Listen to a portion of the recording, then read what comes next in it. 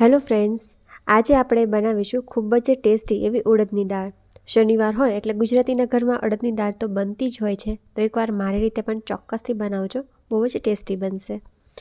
તો અડદની દાળ બનાવવા માટે આપણે સૌથી પહેલાં અડધી નાની વાટકી જેટલી અડદની દાળ લીધી છે. અહીંયા 3 વ્યક્તિને થાય તે પ્રમાણે હું દાળ બનાવું છું. તમે મુઠ્ઠીના માપ પ્રમાણે પણ લઈ શકો છો. એક મુઠ્ઠી હોય દાળ તો એક વ્યક્તિને થઈ રહે, તો એ પ્રમાણે તમે માપ સેટ કરી શકો. હવે આપણે દાળમાં ચોખ્ખું પાણી નાખી તેને ઘસી અને લગભગ 2 થી 3 વાર સાફ પાણીથી ધોઈ લેશું, જેથી તેનો બધો કચરો દૂર થઈ જાય. હવે આપણે દાળ ધોઈ લીધી છે, તો એમાં સ્વાદ પ્રમાણે મીઠું નાખી દઈએ, સાથે થોડી હળદર પણ ઉમેરીશું અને તેની સાથે જ આપણે એક સમારેલું ટમેટું ઉમેરી દઈશું.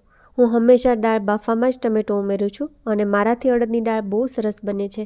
એકવાર જરૂર મારી રીતે બનાવજો.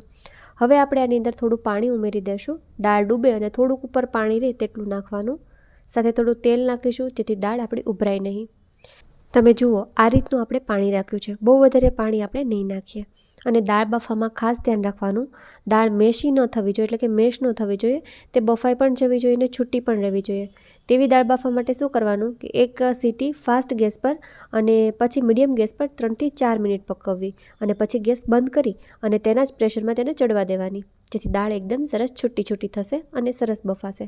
તો અહીંયા આપણે ગેસ શરૂ કરી અને બાફવા માટે છોડી દઈએ. ત્યાં સુધી મેં એક મસાલો રેડી કરી લઈએ. હવે મસાલો રેડી કરવા માટે આપણે છે ને 5 લસણની કળી લીધી છે. તેની સાથે 2 મરચાં સમારીને લેશું. અહીંયા છે ને આ રીતના તીખા મરચાં લેવાના છે, કેમ કે આપણે અહીંયા મરચાંની તીખાશ આપવાની છે, તો હંમેશા તીખા મરચાંનો જ યુઝ કરવો. મેં અહીંયા આ રીતના મરચાં લીધા છે. તમે જે લવિંગિયા મરચાં આવે તે પણ લઈ શકો.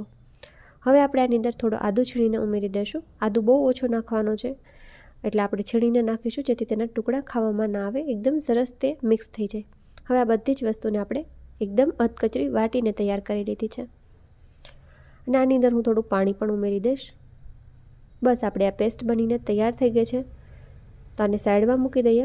અને હવે આપણે દાળ છે તે પણ બફાઈ ગઈ છે. દાળનું પ્રેશર આઉટ થાય ત્યાં સુધી થવા દેવાનું છે, જેથી કરી તેના પ્રેશરમાં એકદમ સરસ મીણ જેવી બફાશે અને છૂટી રહેશે. તમે જુઓ, દાળ કેટલી સરસ બફાણી છે, મેશી પણ નથી થઈ અને સરસ બફાઈ પણ ગઈ છે અને છૂટી પણ રહી છે. બસ દાળ બાફવાની આ ટેકનિક ખાસ ધ્યાનમાં રાખવી.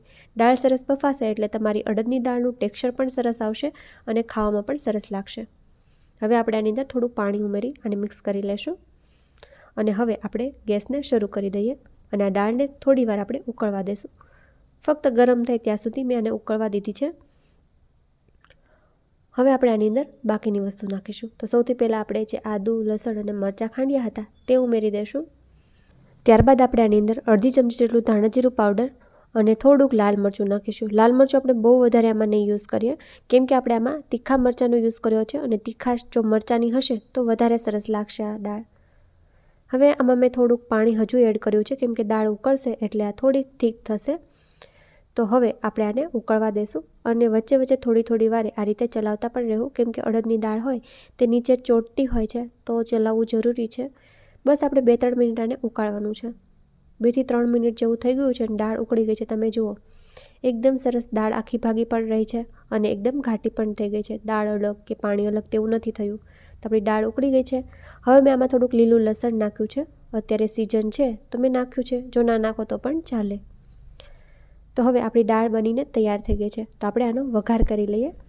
તો આને નીચે ઉતારી લઈએ અને આપણે એક વઘારિયામાં થોડું 1 થી 1.5 ચમચી તેલ ગરમ કરી લેશું.